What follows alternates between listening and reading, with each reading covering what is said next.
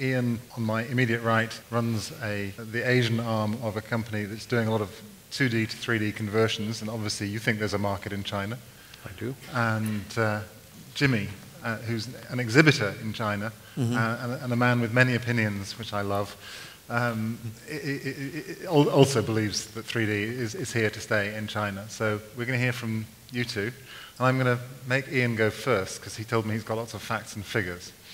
Yes. So what are them? What are they? China's media and entertainment industry is predicted to grow at a 17% annual rate until 2015, significantly faster than the country's economy overall. Part of that surge is driven by box office revenues. China recently surpassed Japan as the world's #2 movie market, and it will move past the US to claim the #1 spot by 2020. China is also predicted to become the second biggest advertising market next year. This is driven by an increase in disposable income, combined with a surge of digital consumption. In 2010, Chinese spending on entertainment and recreation was $350 billion. This jumped the following year to $560 billion. Two major reasons for this are, one, economic, where the growth of the middle class and the corresponding growth of disposable income, which means that all leisure activities, specifically cinema, TV, and the internet, are booming.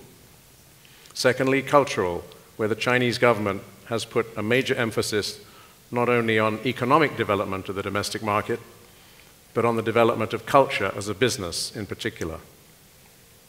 One byproduct of this emphasis is China's determination to become the world's leading supplier in 3D and smart TVs. So, is it films or television that represents the biggest opportunity for 3D in China? The answer is definitely films in the coming years.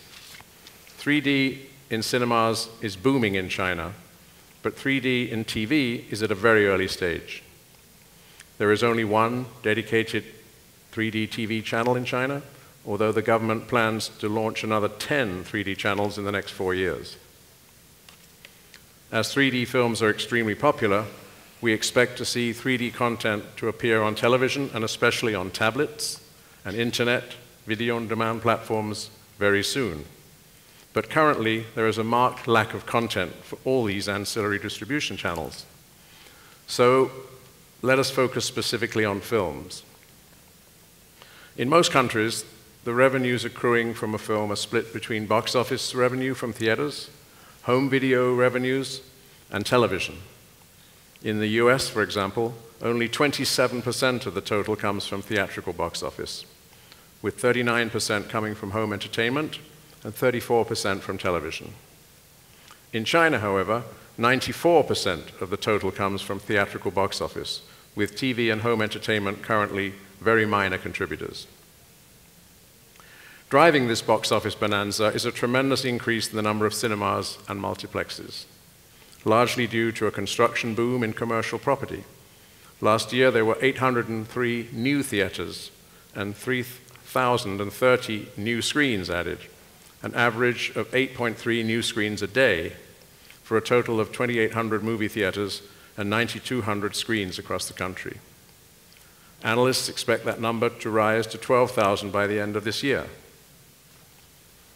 85% of these theaters are digital and are well equipped to screen 3D product, and 3D films are achieving astonishing results in China. Of the current total of 9,200 screens in China, over 6,000 are capable of screening 3D, second only behind the US, but gaining rapidly. For IMAX, China has become the fastest growing market in the world. A total of 226 IMAX cinemas have been contracted to date, with 95 currently in operation. Real D, Expand, Dolby, and Master Image also have a rising number of 3D-capable screens around the country. When the first 3D imported film was released in China in 2008, it was Journey to the Center of the Earth, there were only 80 3D screens in China. More screens were built in 2009, but in 2010, when Avatar was released, the 3D phenomenon in China really took off. Avatar had a box office of 1.3 billion yuan in China, over $200 million, a new record in Chinese box office history. Avatar was swiftly followed by other Hollywood 3D titles, such as Alice in Wonderland and Clash of the Titans, both of which made more than 1 billion yuan in China. Now that 3D movies were so successful, China started building modern theaters with digital screens and purchasing equipment to show 3D films at an amazing rate, so that by the end of 2010, there were more than 2,000 3D screens in China, 20 times more than 3 years previously. In 2011, Transformers 3, Kung Fu Panda, and a major Chinese film, The Flying Swords of Dragon Gate, were huge successes, and more 3D screens were built. So that by the beginning of 2012, this year, there were 3,000 3D screens, which represented a third of the movie screens in China.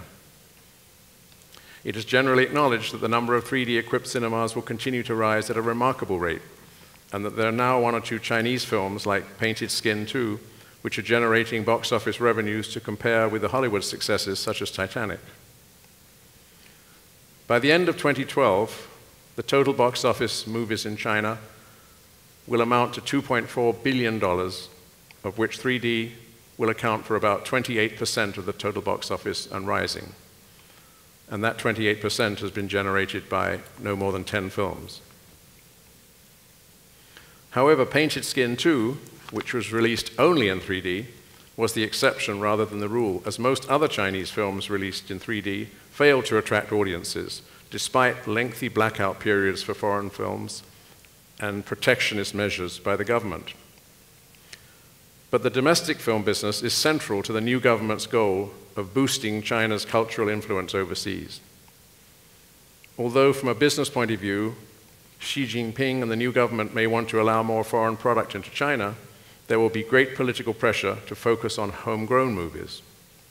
And yet, despite the government's protectionist measures, Chinese films have had disappointing results in 2012.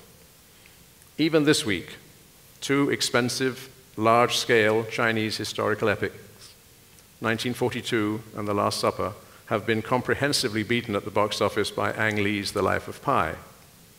One factor in this equation is undeniable. Life of Pi is in 3D. By far, this year's most successful Chinese production, Painted Skin: The Resurrection, was released only in its 3D version, grossing over $100 million and breaking all records for a domestic movie. So why is 3D so popular in China? Chinese people are very willing to test new things. They love innovation, and cinema going for the younger generation in China is rather like New Yorkers going to see a Broadway play. They want to make the experience as unique and remarkable as possible, and 3D supplies that experience, that thrill. There's no question, Chinese customers welcome 3D, and the cinema chains and distribution companies play their role in catering to this demand. Even the government has played its part by easing import restrictions for films in 3D. Watching a film in 3D is more spectacular than 2D, and with the quality of 3D now attaining new heights, whether originally shot films in 3D, like The Life of Pi, or films like Transformers, skillfully converted by companies like Legend, this love affair between the Chinese audiences and 3D films looks poised to continue for many, many years. Thank you. I would normally have a follow-up question for you, but I'm going to let... I'm very impressed with all the data. I'm going to let Jimmy have the follow-up question. Jimmy, as an exhibitor, why is 3D so successful in China? First, the audience really like the 3D experience, and they want to see these different things. And just like Ian just mentioned, since 2010, actually 2008, when the Journey to the Center of the Earth 3D released, people realized, wow, there's a 3D movies. And then everyone talked about 3D. And after a period of now 4 years, finally people realized there's good 3D and bad 3D. So people only go to the good 3D movies. It's like those movies produced by Yen's company. and and our company are especially equipped with the best 3D systems. We're using Real D, and it's very bright, and their optical efficiency is now reached like a 75 to 80%, which is almost 100% of their nearest competitor. And also we are discussing with Real D by end of this year or beginning next year, so we're going to increase the brightness of the screen. Like the current standard is a 4-foot Lambert, so we're going to increase to 7-foot Lamberts. So it's different version of 3D. And so once people look, when they watch the good 3D, so they will forget about this bad 3D or even 2D movies. And also for exhibitors, we like this 3D because we can charge more. But surely other audiences in other countries, why haven't they learnt the same lessons that you've just described? I mean, I think it's a great explanation that Chinese audiences have actually learnt quality. Why has that not been true elsewhere? Has there been an education program in China? Well, actually, there's not only other country, but also in China, there's also some kind of confusions at this moment. I was mentioned that we are in the third transaction period. It's not ending yet. We are in the third transaction period of the film evolution, movie evolution. The first is from the silent to synchronized sound. The second was from black and white to the color. So now we're in the third phase of evolution, from the original film to digital, from 2D to 3D.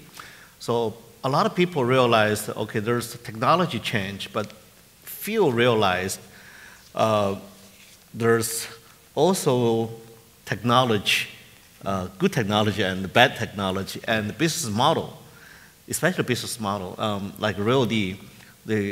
I know in Shanghai you can't find Real D because the exhibitor oppose the business model because Real D only do lease.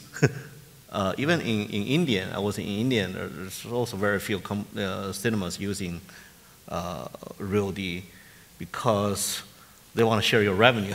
So a lot of people don't want to share revenues with the equipment provider. But we taking different philosophies. We want the audience always watch on the best available equipment. So we have no problem to sharing. If the box office is good, we share box office with Real D, with a equipment provider. And also they are very reasonable. If we have bad 3D movies, so they will charge a minimum fee, yes, which is very reasonable. Because of that, and I think in the exhibition market, soon people will realize the differentiations, the good cinema operation, the mediocre, or even the bad cinema operations. So not only in the world, but also in China, there's quickly we'll see the differentiations. How much different is the price of a 2D ticket and a 3D ticket in your cinemas? Well, in average, in our circuit, we will increase maybe at least 30 to 50%, higher. Increase. And in Shanghai, I saw there's about like 100 or even 200% markup. But because we're taking different philosophy, we don't want it to take advantage when there's good movies, and we want to trade our members in our audience fairly. So we only the only thing matter to us is the occupancy rate. So as long as we can have these occupancy rate reach like 80%, then we will. The price should be right. And what is the price of a 3D ticket in your cinemas? We have two different 3Ds. We have regular, like for example, like a Life of Pi. Mm-hmm. The walk-in price is like 40. 40 RMB. 40 RMB, which is like how much? $6.50. $6, something like that. $7. Yeah, Yeah. $6, $7. And we have a special promoted we call the LD. The LD is because our company called Lumiere, so called the Lumiere Digital, which equipped with the Dolby new Atmos sound with the best Real D system, the XL. And also the seat also have synchronized vibration. So people like that. Our working price is like $780 to $80, and the average is about $60. So it's about 50% increase. Yeah. Yeah. That's a 50% increase on your Your existing 3D existing price. 3D, yes. So what is the price of your 2D tickets? 2D tickets average about 30 something. Yeah. So 30. Yeah. Even lower than 30. So there's a big premium. Yeah. And in other countries, we've seen the so-called 3D premium eroded over time. You're managing to hold on to it. How come? You mean the other countries? Because 3D is becoming so common now, so normal. There's a new 3D film every week almost. It's no longer new and interesting, and the margins have come down. In China, you're holding on to it. No, okay. My example is only for the good 3Ds, and some mediocre 3Ds, or they call them 3Ds, actually it's 2D. We have a couple of films this year like that, and so we probably charge even similar to 2D movies. You know, it's market driven. You know, and also there are so many movies available. So those bad 3Ds, you know, they will not, you know, lag very long in the cinema. So they will go very fast. So we replace them with new good movies. I think the public can tell the difference now. I think there have been sufficiently number of bad 3D movies, which got those films a bad rap, and now I think people are paying attention, and higher quality is certainly perceivable, and I think people will only pay if it's really good 3D. Yeah, and also the alternative contents. We are the only circuits in China showing alternative contents in our cinema. We showed like a World Cup broadcast. We broadcasted the World Cup in 3D. In 3D, real time. You know, people have to get up at 3 o'clock in the morning to watching the games. And recently we released operas, Madame Butterfly and Carmen, and then around Christmas we're going to show Nutcracker. And also the government now have a new policy just released, I think, about 2 weeks ago. So they were encouraging people to making 3D movies. So they will give some special, not reward, actually, some fees for if you're making 3D movies. So they will compensate some of the 3D cost. So we will see a lot more 3D movies domestic made. But what we have seen is a number of films being produced by Hong Kong companies and Thai companies in particular, being made in 3D now, and they are getting into China. They are being released in China, which might not have been the case had they been made in 2D. That's correct. And they're also reaching new sales markets. I mean, I recently talked about one of the Thai films which was being sold to countries that they'd never even heard of almost. So there is a commercial imperative there. Yes. And it seems to be resonating in parts of Asia. Are you saying it's not happening in China yet? I think it is beginning to happen in Beginning China. to happen. Yes. Yeah. I think it's also happening in what is called the BRIC countries, Brazil, Russia, India, and China. I think they've all made huge strides in the last 5 years. And 3D is playing a big part, certainly in Russia. After the United States and China, Russia is the next biggest market. One of our board members says he's just installed the biggest screen in his house, and his 13-year-old son still watches everything on his handheld device, notwithstanding. And I think you'll be able to see 3D movies on tablets in the next 3 years without glasses. And seeing 3D without glasses is going to be a big game changer, whether it be television or tablets. At the moment, Samsung and LG are both developing tablets for 3D. The problem with 3D on television at the moment without glasses is you have to sit in exactly the right position to see it. But with a tablet, you are in the right position to see it. So 3D on tablets will probably come sooner than 3D on television. Is 3D on tablets going to kill the theatrical experience? Oh, I don't think so, not at all, no. But I mean, it will be an alternative.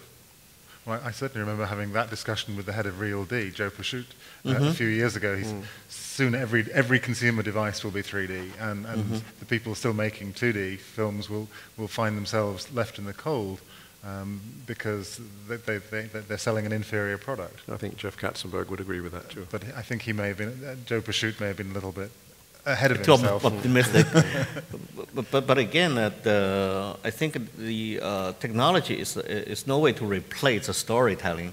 No. It's like the Life of Pi. I remember this year in CinemaCon, Ann Lee specifically, he said, he spent a lot of time to think about how to make this movie, whether should just throw something on your face or just concentrate on telling the story. I think he's very successful. He has probably balanced both, on 3Ds and the story. The upcoming film that is produced by Peter Chan, I think the figure they gave, it's called the Guillotines. I think the figure they gave was $3 million US. I mean, other companies do quote significantly different figures to the ones you've just quoted.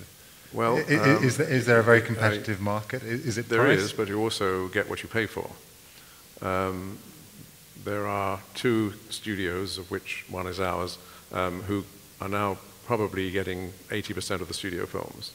And we are very competitive in price, but the range doesn't change. I mean, it's a question of finite differences. One might offer 5.5, one might offer 5.2, but there is nothing as low as $3 million if it's going out theatrically.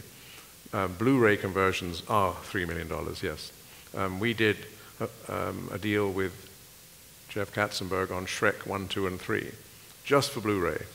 It was not going out theatrically. It went straight to Blu-ray, and in fact, it was a deal with Samsung.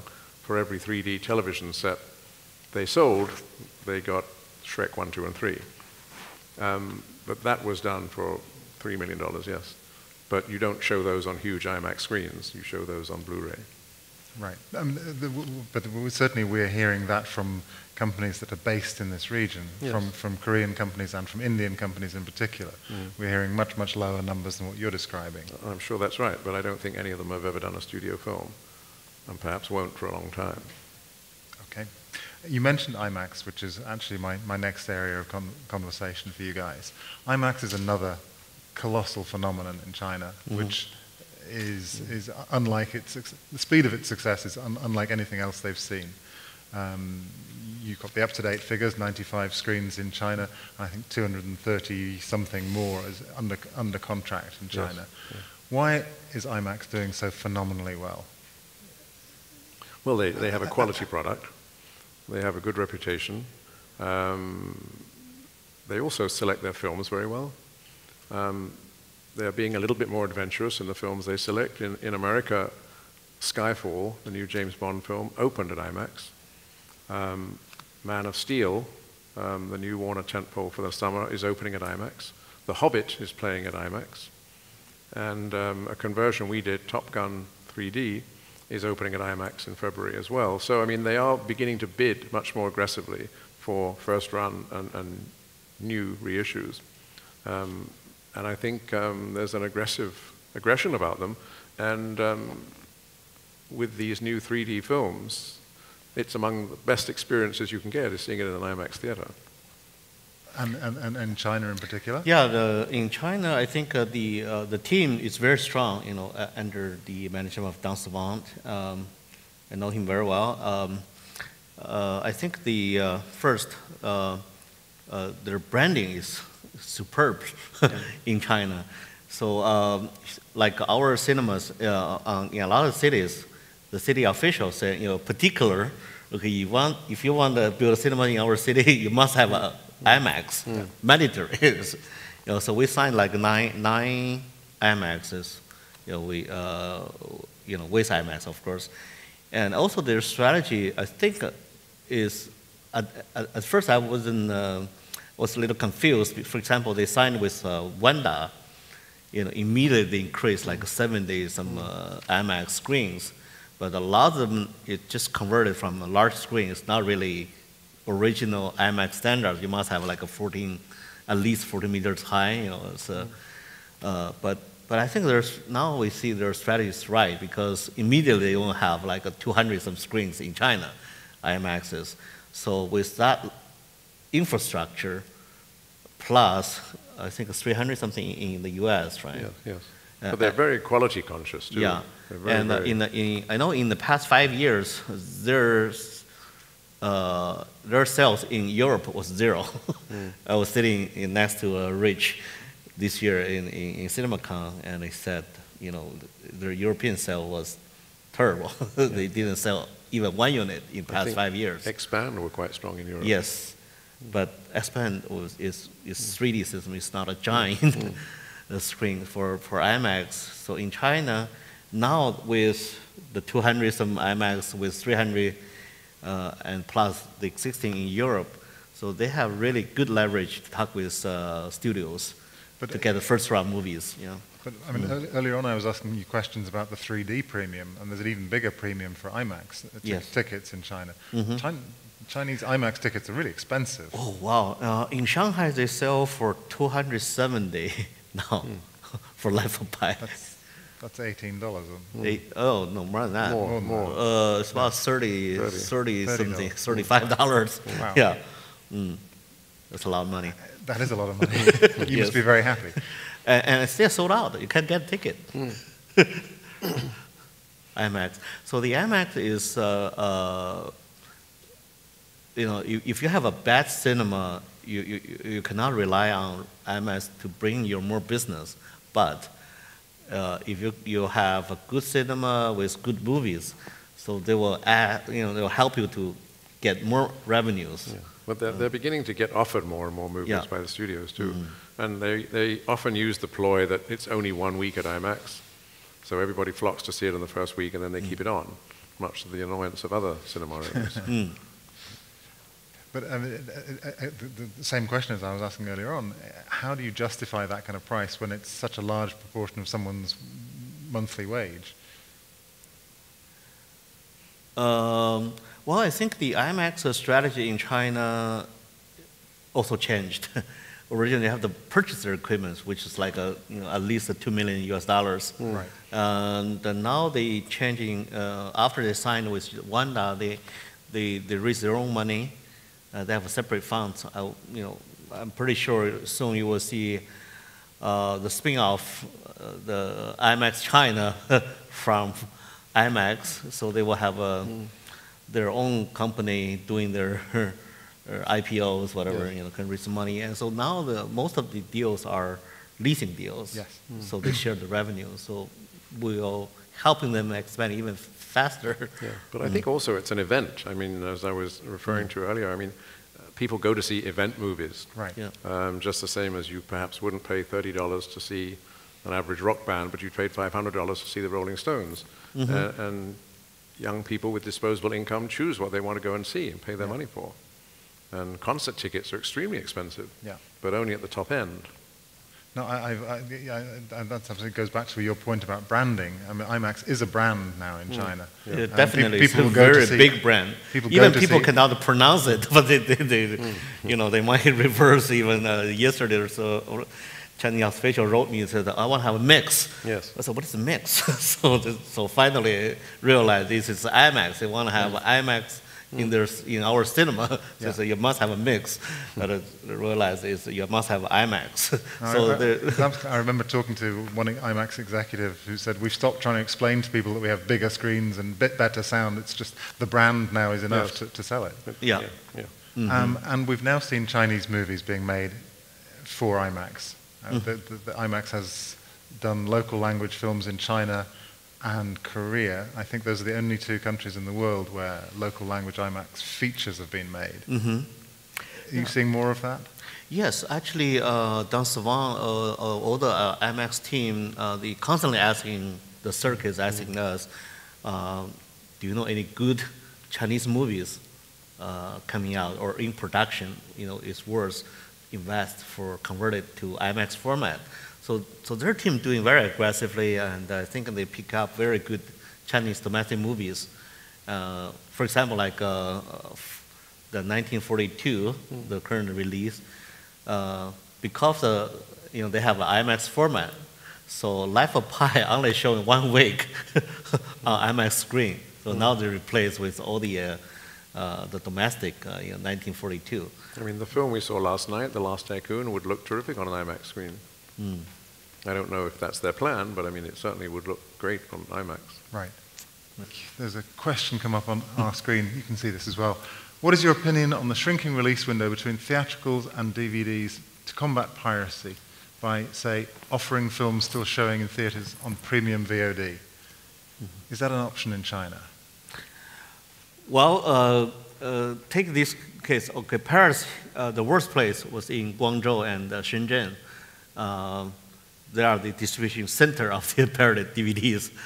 But also, they are the highest box office in China. So for us, of course, I personally, anti-piracy is one of my effort, and lobbying to the government. A lot of these already passed legislation and became laws on anti-piracy. But I really don't feel at this moment the piracy is really affect our exhibition business. Even in the Guangzhou, Shenzhen, the audience, after they watch the DVD or some movies released later than after maybe 2 years later after DVD distributed, they still like to go to the big screen cinemas to experience the real thing. And you can't pirate a 3D movie. Yet. When you've got your tablets, Ian, I think it'll happen more. Well, more riskier, yes. But just to continue on this theme of Windows, I mean, you've now got some pretty aggressive online video companies in China. Yeah. And they are bringing down they're shortening your release window down to 3-4 weeks before they're out on video. How's that affecting your exhibition business? Not at all. Actually, I said these things 10 years ago when people questioned me about this home theater. First, I don't think the home theater or currently VODs, the sound equipment, the visual experience are the same as in the cinema. Secondly is you will just assume later, someday, the equipment is better than the theater, which I don't think so, because the cinema equipment technologies are also evolving. But just assume they have the similar or even better. But the only thing you cannot replace is the atmosphere, the experience in the movies. Yeah. Watching a movie with just yourself or with your wife, your loved ones, or 2 or 3 people watching in the small room, and watching the movie with hundreds or 200 movies in the theater is totally different. I produced a movie, Curiosity Killed the Cat. I watched like 100 times. But when I'm watching it in Italy, Udine, with 1,000 people, I saw there's different movies, even for myself. So it's a really different experience. That's a very old-fashioned answer, but there's also a very Asian-specific answer about why people still go to the movies, is that homes in many Asian cities are very small, and you don't have families round to come and watch the movies in the same way as you might in the States. And also teenagers want to get away from the home. Yeah. Teenagers want to get out of the house. Absolutely, because they're small and full of and also safe, very, very safe place in cinema. There's a good question on there which I'd like to know the answer to. Why aren't more industrious Chinese content producers doing 3D when the opportunity is so apparent? I wish they were. You wish they were. And we are happy to encourage them to do so. Any more questions? That was a good one, number 2. Clifford has got Clifford and Paul. We'll go there first. I love you guys. Thank you for asking questions. Do you have any comment on, we're talking about IMAX, but on DMAX, the domestic version, which is, I think, well, just by the name alone, is 3/4 of the IMAX. So. Okay, okay. First, the DMAX people are a good friend of mine, and I normally don't say some bad things, but the difference is DMAX has his own format, you know, and now the only thing different is they call them have a dual projector, a giant screen. You know, I can do the same with one projector. You know, especially 2 years later when everyone using laser technology. You know, there's no advantage for dual projectors, especially for 3D. The 3D have no advantage using dual projectors. For example, if one projector is brighter with a 5-foot Lambert, and another one is a 4-foot Lambert, if you're showing 2D movies, you can have very bright. You know, you add them with a 9-foot Lamberts. But if you're showing 3D, you know, left eye and right eye, you can have one eye brighter than the others. Right. You have to use the lower Lambert projectors. So for dual projectors, there's no advantage. But IMAX is different. IMAX is making, it's like a remake the film. They're making these 2K resolution to 4K, so you know the preferential is totally different. So they really pay more attention to the production. My opinion, actually, which I think is true, the cinema is the place to restore the production. You don't invent some technologies which it's not on on the production side. For example, like DMAX, they're using 11.1 or 11.3 sound systems, but who is making it, right? So even you can have a 30.1 channels, but no one making that format, then you will have no advantage to. How many theaters in China use DMAX now? I think there's a 10 something. Oh, really small one. Yeah. Well, Do they charge an increase in price too? It's difficult. It's difficult. I don't think there's any advantages of in that. Which is secondly, they are not very cheap. So they're cheaper than IMAX. But when compared with the leasing program to you really invest hard dollars to the equipment, the IMAX is far better business model. Thank you. Good question. Paul. Good question. Maybe it's a question for you, Patrick, actually. No, I saw Nansen's Flying Swords of Dragon Gate on 3D IMAX just a couple of months ago, and it's amazing. So that question that said, why aren't more industrious producers doing it? Coming back to the last session where Village Roadshow was doing a lot more local films, do you know if any of their films are in 3D and IMAX?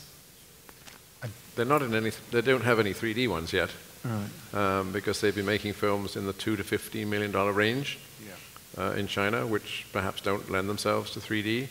But I was talking to them about some future possibilities, and certainly the films they make together with Warner Brothers, most of them are 3D now. But the ones they're making in China are more intimate, less large-scale movies so far. But Village Roadshow have been involved with Warner's and Legendary on several big 3D pictures in the last 18 months. But I think you're referring to that previous question about why aren't more Chinese producers doing it. And I think when they see the results this year, they will turn to that, because 3D does seem to be a savior in China. And the Monkey King one with Stephen Chow, that's not going to be in 3D? I don't believe so. Think so. No, that just would be a fun one. That was also a useful factual question. Thank you. Go for it. I have a question regarding resolution, because now with the Epic in the market that shoots at higher than 5K, people are seeing also Sony come out with an 8K camera for broadcast. What do you think can be the change of installation of projectors in China to accelerate the higher resolution coming into the market, especially for 3D? I think first, the production now. I think just recently after the Aeroflex the camera has 4K or 5K productions. Normally, the movie, especially in red, they shot in 2K resolution. I can envision that there's more and more 4K productions coming out, but right now, there's not a lot of 4K content, and Sony 4K is not really true 4K. And especially when the Sony is showing 3D is back to 2K resolution. I think Red camera has a 4K. It is, yeah, it is, yeah. Is more than 4K necessary? Well, we've been speaking about IMAX as an exhibitor, but IMAX is also a producer. And IMAX produced a film of a Rolling Stones tour in 1992, which is in 8K. Yeah. And we're contemplating converting that into 3D. And, and we don't need the 8K. We can do it from the 2K. But 8K does exist, but it's for IMAX theaters, really. It's too much information when you start reducing it. And I think the next thing is the high frame rate, HFR. Hobbit's going to release in 48 frames. But I'm not sure we will invest just for that one movie to upgrade our systems because we showed them trailers to our audience and they're not willing to pay a higher price for. They're not going to pay for it. No. Though they're prepared to for 3D and for IMAX. Well, but I think because the subject matters, the movie itself, The Hobbit, there's a lot of CG works there, and people don't realize there's 4K better than the 48 frames better than the 24 frames. They're not really visually benefit from just watching the movies. The Hobbit's being released in 5 different formats in America. Probably 5 different prices, That's too. complicated. Yeah, very complicated. That makes delivery very, very complicated. Yeah. If there are any more questions, we will take them. We have available a couple more minutes left. If not, we will bring this session to a close. I'm getting a cutthroat sign from the back of the room, which tells me we can finish. Ian and Jimmy, thank you very much. Thank you. Thank you, audience, for sticking around. Thank you. And thank you, Screen Singapore, for organizing.